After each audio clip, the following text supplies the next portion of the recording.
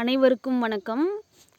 இன்னைக்கு வகுப்பில் நம்ம என்ன தெரிஞ்சுக்க போகிறோம் அப்படின்னு பார்த்தீங்கன்னா, moment of inertia of different rigid bodies.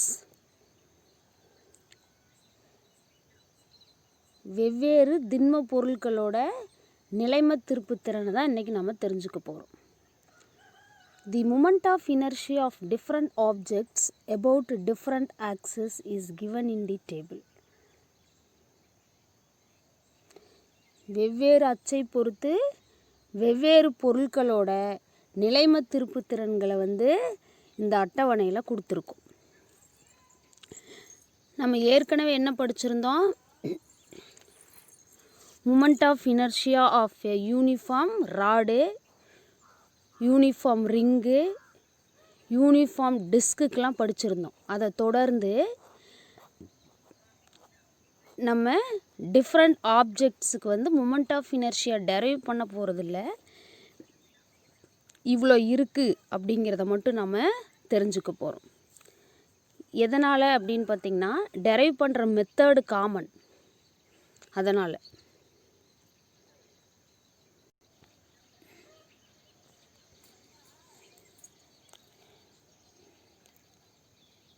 Thin uniform rod first தெரிஞ்சுக்க போகிறது.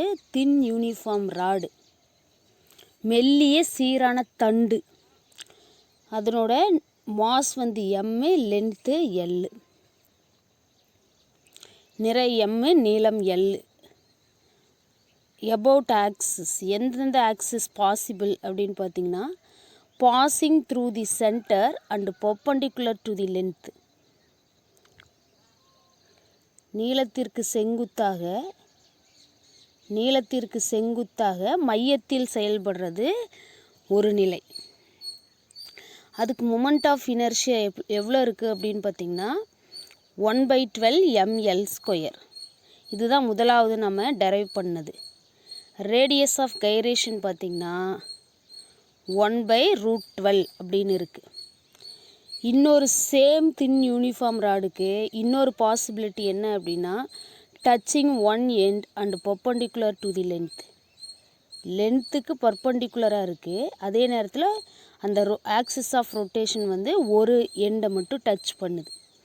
அப்படி இருக்கும்போது மூமெண்ட் ஆஃப் இனர்ஷியா என்ன கிடைக்கும் அப்படின்னா 1/3 ml².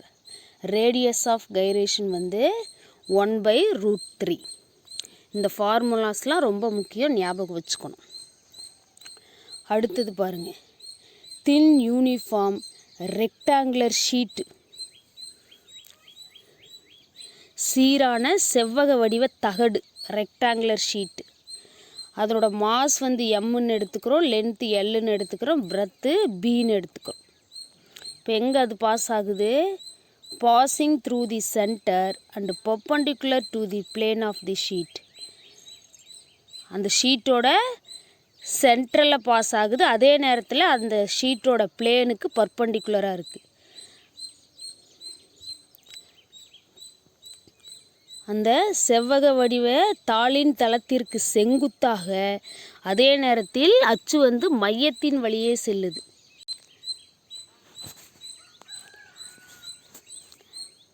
நீ பாருங்கள், இதுதான் அந்த rectangular sheet, thin sheet. For எக்ஸாம்பிளுக்கு நம்ம டெக்ஸ்ட் புக்கில் இருக்கிற ஒரு பேப்பர்னு எடுத்துக்குவோம், அந்த மாதிரி இருக்கிற ஒரு ஷீட்டு. அதுதான் பெஸ்ட்டு எக்ஸாம்பிள். இப்போ ஆக்சிஸ் ஆஃப் ரொட்டேஷன் அந்த பிளேனுக்கு பர்பண்டிகுலராக சென்ட்ரலில் ஆக்ட் ஆகிட்டுருக்குது. அப்போ மூமெண்ட் ஆஃப் இனர்ஷியா என்ன இருக்கும் அப்படின்னு பார்த்திங்கன்னா 1/12 m × l² + b². இங்கே பிரெத்தும் ப்ரெசண்ட் ஆகுது.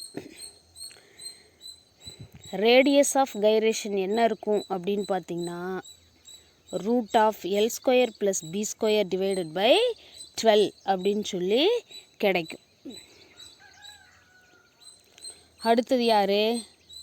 தேர்ட் ஒன், தின் யூனிஃபார்ம் ரிங்கு, மெல்லிய சீரான வட்ட வளையம், மாஸ் எம்மு, ரேடியஸ் 6. இதுக்கு 4 பாசிபிலிட்டிஸ் இருக்குது. ஃபஸ்ட்டு பாசிபிலிட்டி என்னது? Passing through the centre and perpendicular to the plane.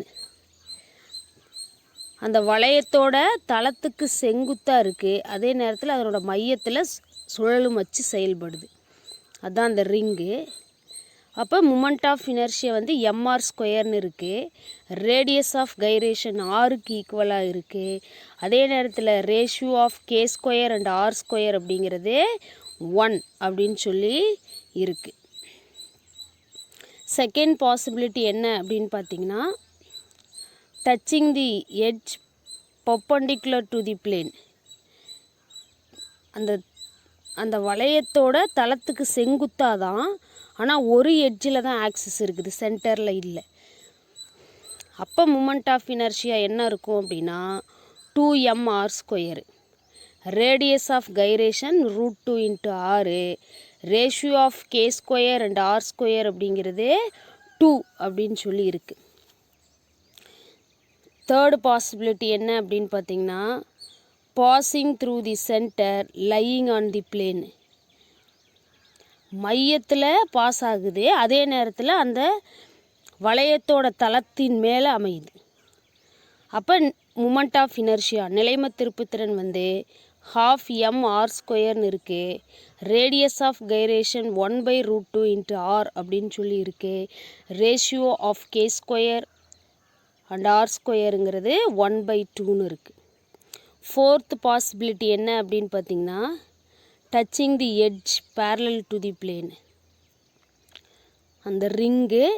அந்த ரிங்கோட ஒரு எட்ஜில் அதே நேரத்தில் அந்த பிளேனுக்கு பேரலாக ப்ளேஸ் பண்ணியிருக்கோம். அப்படி இருக்கும்போது மூமெண்ட் ஆஃப் இனர்ஷியா 3/2mr ஸ்கொயர்னு இருக்கும். ரேடியஸ் ஆஃப் கைரேஷன் √3/2 × rன்னு இருக்கும். இப்போ ratio of K square and R ஸ்கொயருங்கிறது 3/2 அப்படின்னு சொல்லி இருக்கும்.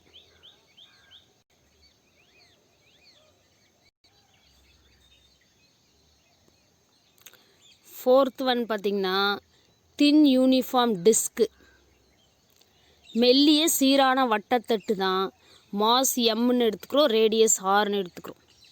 இங்கேயும் 4 பாசிபிலிட்டிஸ் இருக்குது. Axis of rotation, passing through the centre and perpendicular to the plane. தளத்துக்கு செங்குத்தாக அந்த வட்டத்தட்டின் மையத்தின் வழியே செயல்படுது. அப்போது நிலைம திருப்புத்திறன் வந்து 1/2mr ஸ்கொயர்னு இருக்குது. ரேடியஸ் ஆஃப் கைரேஷன் 1/√2 × rன்னு இருக்குது. அதே மாதிரி ratio between K square and R ஸ்கொயருங்கிறது 1/2ன்னு இருக்குது. செகண்ட் பாசிபிலிட்டி என்ன அப்படின்னு பார்த்தீங்கன்னா, touching the edge perpendicular to the plane. ரிங்குக்கு என்ன கேஸ் பார்த்தோமோ அதே கேஸ், அந்த 4 கேஸஸும் அப்படியே அப்பியர் ஆகுது. இங்கே பாருங்கள், இது டிஸ்க்கு, அதனோட எட்ஜு, ஆனால் அந்த இதனோட பிளேனுக்கு பர்பண்டிகுலராக இருக்குது. அப்போது மூமெண்ட் ஆஃப் இனர்ஷியா வந்து 3/2mr ஸ்கொயர்னு இருக்குது. ரேடியஸ் ஆஃப் கைரேஷன் வந்து √3/2 × r அப்படின்னு சொல்லி இருக்குது. Ratio of K square and R ஸ்கொயருங்கிறது 3/2ன்னு இருக்குது. அதே மாதிரி தேர்ட் பாசிபிலிட்டி என்ன அப்படின்னு பார்த்தீங்கன்னா, passing through the centre lying on the plane. டிஸ்க்குக்கு சென்டரில் பாஸ் ஆகுது, அதே நேரத்தில் அந்த சுழலும் வச்சு அதனோட தளத்தில் இருக்குது இல்லையா? அப்படி இருக்கும்போது மூமெண்ட் ஆஃப் இனர்ஷியா 1/4mr ஸ்கொயர்னு இருக்குது. Radius of gyration 1/2 × r or r/2ன்னு இருக்குது. Ratio of K square and R ஸ்கொயருங்கிறது 1/4 அப்படின்னு சொல்லி கிடச்சிருக்கு. இப்போ ஃபோர்த் பாசிபிலிட்டி என்ன அப்படின்னு பார்த்தீங்கன்னா, touching the edge parallel to the plane. தளத்திற்கு இணையாக அதே நேரத்தில் அதனோட ஒரு முனையை வந்து தொட்டுக்கிட்டு போகுது சுழலும் அச்சு. அப்படி இருக்கும்போது மூமெண்ட் ஆஃப் இனர்ஷியா நிலைம திருப்புத்திறன் வந்து 5/4mr ஸ்கொயர்னு கிடச்சிருக்கு. ரேடியஸ் ஆஃப் கைரேஷன் வந்து √5/4 × rன்னு கிடச்சிருக்கு. அதே நேரத்தில் ratio of K square and R ஸ்கொயருங்கிறது 5/4 அப்படின்னு சொல்லி இருக்குது. இதை கம்பேர் பண்ணி பாருங்கள்.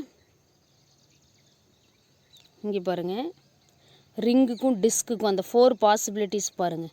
ரிங்லேயும் பர்பண்டிகுலர் அண்டு சென்டர், டிஸ்க்லேயும் பர்பண்டிகுலர் அண்டு சென்டர்.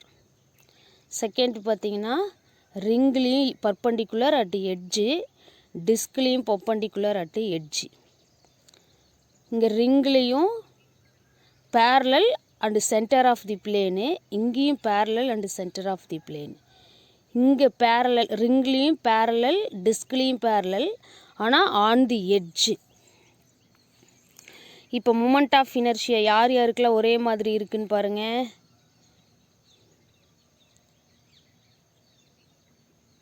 இங்கே ஒரே மாதிரி இருக்குது, இந்த கண்டிஷனில் ஒரே மாதிரி இருக்குது. அவ்வளோதான். இப்போ k²/r²ங்கிற ரேஷியோ யாராக இருக்குதுன்னு பாருங்கள்.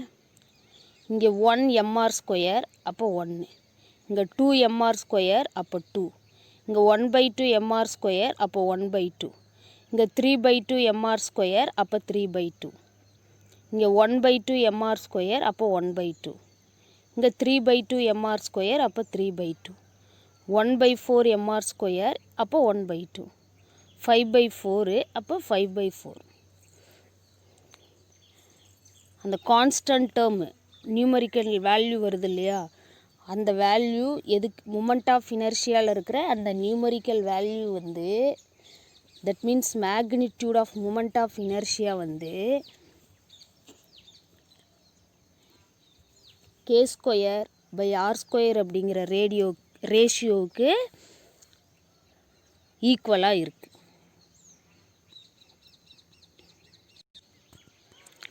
இவ்வளோ நேரம் யூனிஃபார்ம் ராடு, ரிங்கு, டிஸ்க்கு, இதில் ஒவ்வொரு கான்செப்ட் நம்ம டெரைவ் பண்ணியிருந்தோம்.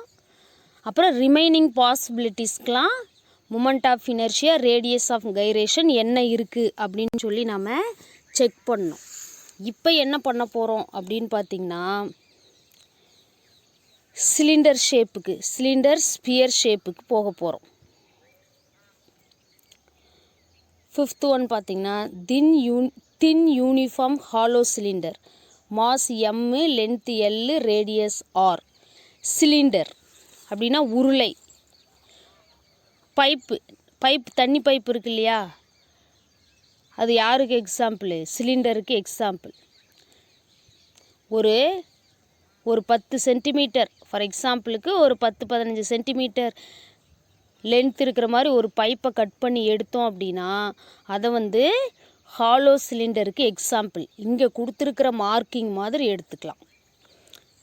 பைப்பு லென்த்தாக இருந்தாலும் அது ஹாலோ சிலிண்டர் தான், உள்ளீடற்ற உருளை தான்.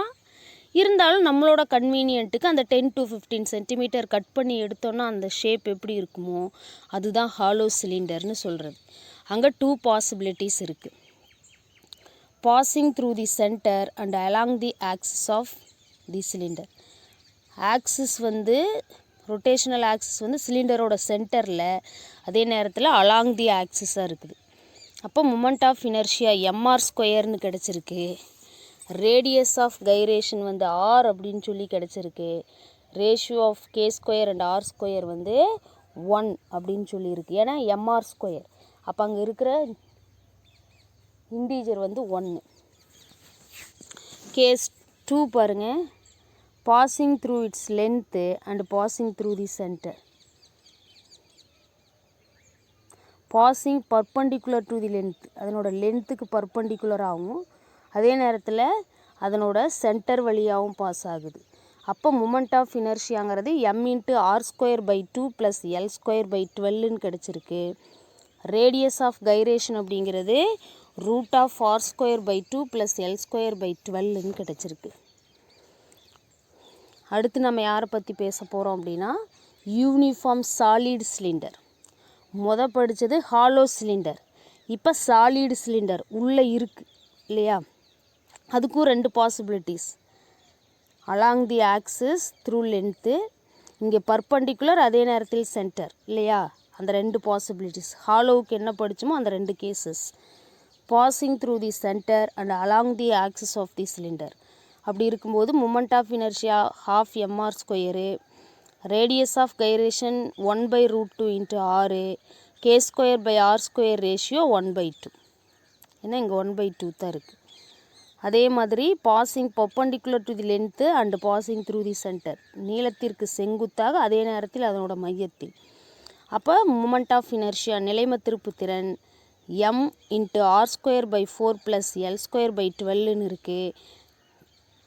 ரேடியஸ் ஆஃப் கைரேஷன் அப்படியே ரூட்டுக்குள்ளே வருது, √r²/4 + l²/12.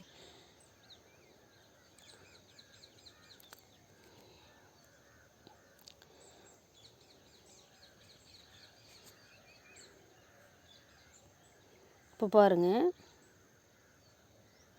இந்த ரெண்டு வேல்யூவும் அப்படியே ஒத்து போகுது. ஹாலோ சிலிண்டருக்கும் சாலிட் சிலிண்டருக்கும் அப்படியே ஒத்து போகுது இல்லையா? அதே மாதிரி ரேடியஸ் ஆஃப் கைரேஷனும் ஒத்து போகுது. அதே மாதிரி k²/r² ரேஷியோவும் ஒரே மாதிரி இருக்குது, ஏன்னா இல்லை இல்லையா? அடுத்து நம்ம தெரிஞ்சுக்க போகிறது தின் ஹாலோ ஸ்பியர், கோளம். ஃபுட்பால் இருக்குது இல்லையா, அதை எடுத்துக்கலாமா? எக்ஸாம்பிளுக்கு ஃபுட்பால் எடுத்துக்கலாம். மாஸ் வந்து m, ரேடியஸ் r. இதில் 2 பாசிபிலிட்டிஸ் இருக்குது. பாசிங் த்ரூ தி சென்டர், அதனோட மையத்தின் வழியே. அப்போ moment of inertia 2/3 mr². Radius of gyration √2/3 r². அப்போது k²/r² ரேஷியோ 2/3, ஏன்னா இங்கே 2/3 தான் இருக்குது. அடுத்தது touching the edge, second possibilities. இது ஹாலோ ஸ்பியரு, அதனோட ஒரு எட்ஜு ஆனால் பேரலாக போகுது. Moment of inertia 5/3 mr². Radius of gyration √5/3 × r. அப்போ இங்கே 5/3 இருக்கிறதுனால k²/r² ரேஷியோ 5/3.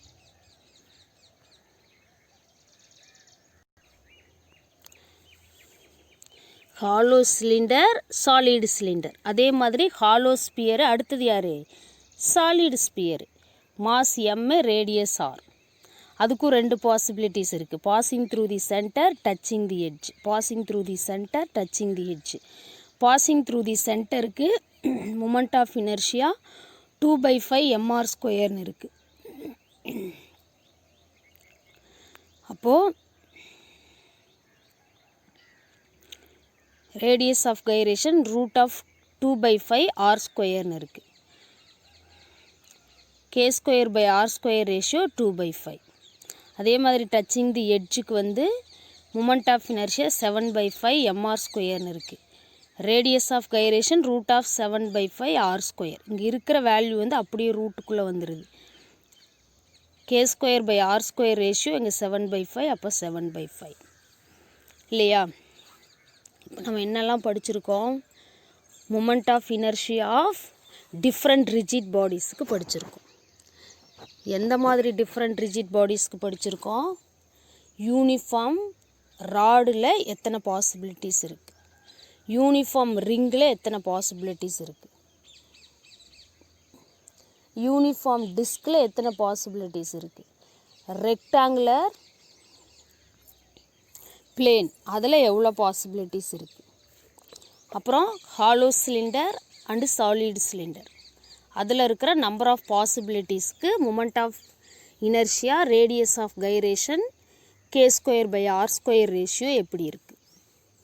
அதே மாதிரி ஹாலோ ஸ்பியர் அண்டு சாலிட் ஸ்பியருக்கு moment of inertia, radius of gyration and k²/r² ratio எந்த மாதிரி இருக்குது அப்படிங்கிறது, எதெல்லாம் ஒரே மாதிரி இருக்குது அப்படின்றதையும் நம்ம மேட்ச் பண்ணி பார்த்தோம். இந்த ஃபார்முலாஸ் ரொம்ப முக்கியம். மெத்தடு ஒன்று தான், நான் 3 டெரிவேஷன் டெரைவ் பண்ணி காமிச்சேன். அதே மெத்தடில் இந்த different shapes with given condition apply பண்ணி நம்ம டெரைவ் பண்ணணும். இந்த ஃபார்முலாஸ் வந்து எக்ஸாம் பாயிண்ட் ஆஃப் வியூவில் உங்களுக்கு ரொம்ப முக்கியம். Okay, by.